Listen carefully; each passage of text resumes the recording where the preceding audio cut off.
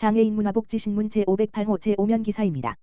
신체장애인 복지회 광주시 지부 제14회 광주시 사랑의 끈 연결운동 개최.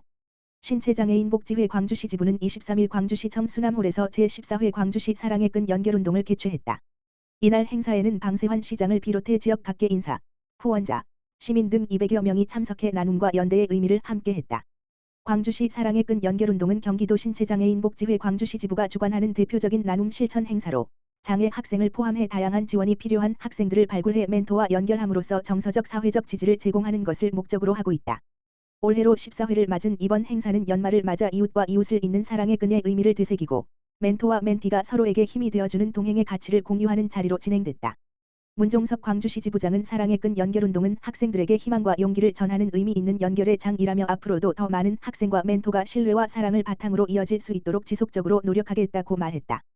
이에 대해 방 시장은 멘토 멘티 결연을 통해 맺어진 인연이 학생들에게 든든한 응원이 되고 서로에게 의미 있는 동행으로 이어지길 바란다며 광주시는 내년 개관 예정인 장애인 복지관과 반답비 체육센터, 장애인 평생학습센터를 중심으로 학생들이 자신의 속도로 성장하며 꿈을 키울 수 있도록 지속적인 지원을 이어가겠다고 밝혔다. 광명시 70세 이상 시민 대상 포진 걱정 덜어준다. 광명시 시장 박승원 가 2026년 2월부터 대상 포진 예방접종 지원 대상을 70세 이상 모든 시민으로 확대해 시행한다. 시는 그동안 대상 포진 예방접종을 50세 이상 기초생활수급자와 차상위계층 등 취약계층을 중심으로 지원해왔으나 고령층의 건강보호 필요성이 커짐에 따라 지원 대상을 70세 이상 전 시민으로 넓혔다. 이에 따라 70세 이상 시민은 소득과 관계없이 예방접종 지원을 받을 수 있게 된다. 또한 백신 선택폭도 넓혔다. 기존 생백신 중심 지원에서 나아가 생백신과 사백신 중 선택 접종이 가능하도록 개선해 시민의 선택권을 강화했다. 시는 사업을 위해 총 6억 758만 원의 예산을 편성했으며 지원 대상은 대상 포진 접종 이력이 없고 광명시에 1년 이상 주소를 둔 70세 이상 시민과 50세 이상 취약계층 등 약 3만 301흔하홈명이다. 생백신은 백신 비용을 시가 지원해 일반 시민은 위탁의료기관에서 개인 부담금 1만 9,610원만 부담하면 접종할 수 있으며 취약계층은 보건소에서 무료 접종이 가능하다. 사백신은 일반 시민과 취약계층 모두 위탁의료기관에서 접종할 수 있고 두 차 접종을 완료하면 생백신 비용 수준의 접종비 지원을 받을 수 있다. 박승원 광명시장은 이번 대상 포진 예방접종 지원 확대는 비용 부담으로 접종을 망설이던 70세 이상 시민 누구나 예방의 기회를 갖도록 한 조치라며 앞으로도 누구나 안심하고 건강을 지킬 수 있는 환경을 만들어 가겠다고 밝혔다. 광주시 사회적 경제 기업 엔젤삭스 팔로 지원. 광주시는 최근 시청 청사 내에서 사회적 경제 기업 엔젤삭스의 양말 현장 판매를 진행하며 장애인 근로자 일자리 보호를 위한 팔로 지원에 나섰다. 엔젤삭스는 장애인 11명을 포함한 근로자들이 함께 양말을 생산하는 사회적 경제 기업으로 최근 중국 수입업체의 특허기술 무단 사용과 관련한 분쟁 등으로 경영상 어려움을 겪고 있다. 이번 현장 판매는 시청 2층 홀에서 진행됐으며 시는 이를 통해 엔젤삭스의 내부 판로를 확보하고 재고 소진을 지원하는 한편 시청 직원과 방문 시민들이 제품을 직접 확인하고 구매할 수 있는 기회를 제공했다. 이를 통해 사회적 경제 기업 제품 소비에 대한 이해와 관심을 높이는 계기를 마련했다. 시 관계자는 시민들의 작은 소비가 취약계층의 일자리를 지키는 데 큰 도움이 된다며 앞으로도 온라인 판매 지원 등 다양한 판로 개척을 통해 사회적 경제 기업이 지역 중심의 경제 자립 구조를 강화하고 지역 경제 활성화에 기여할 수 있도록 지속적인 지원 방안을 마련하겠다고 말했다. 하안 3동 지역사회보장협의체 동절기 복지사각지대 발굴 캠페인. 광명시 하안 3동 지역사회보장협의체 위원장 한상희는 지난 16일 겨울철 위기가구를 조기에 발굴하고 주민 참여를 유도하기 위해 2025년 동절기 복지사각지대 발굴 캠페인을 실시했다.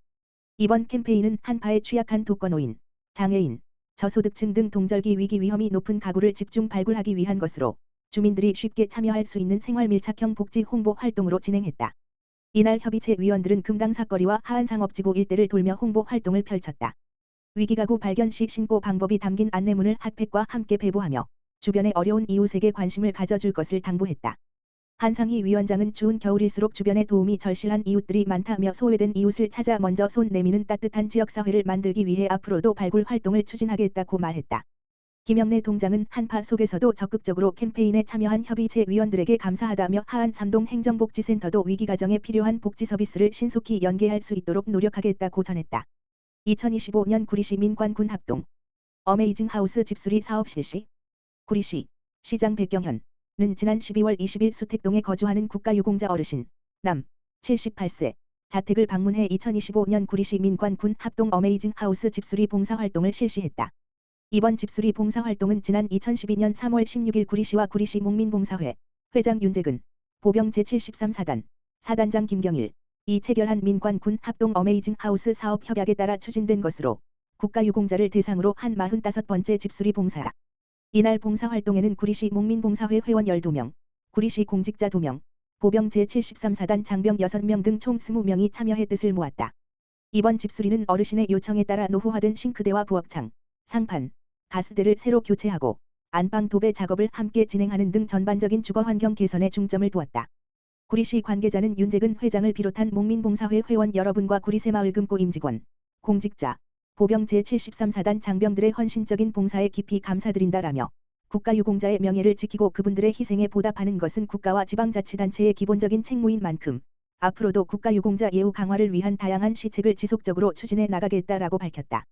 윤재근 구리시 목민봉사회 회장은 추운 날씨에도 불구하고 집수리 봉사에 함께해 주신 모든 분께 감사드린다라며 민관군이 힘을 모아 국가유공자 어르신께 실질적인 도움을 드릴 수 있어 큰 보람을 느낀다라고 말했다.